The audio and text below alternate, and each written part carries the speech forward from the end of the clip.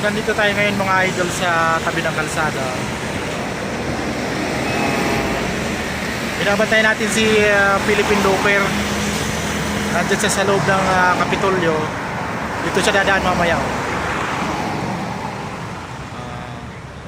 Binabantayan ko para makapagpapicture man lang sa nag-iisang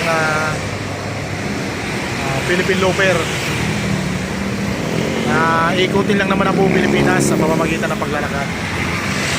Baka natin dito ano mang oras dadaan yun dito pagkalabas ng Kapitolyo.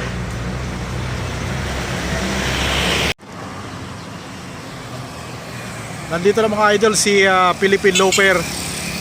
At sa oras nga po yan ay sinamantala ko na yung pagkakataon para makapag-picture sa kanya. At sobrang bait ni sir at kahit naabala siya ng kaunti ay tayo pinagbigyan. Mapasay na natin yung wallet ng misis ko kay Philippine Looper. Si Philippine Looper po o si Kuya Ferdinand ay magtatangka pong gumawa ng world record, Guinness Book of World Record, para libutin ang buong Pilipinas sa pamamagitan ng kanyang paglalakad lamang.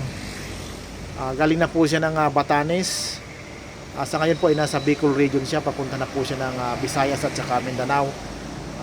Siya po ay maglalakad lamang para libutin ang buong kapuluan ng Pilipinas. Good luck sir, kayang-kaya yan.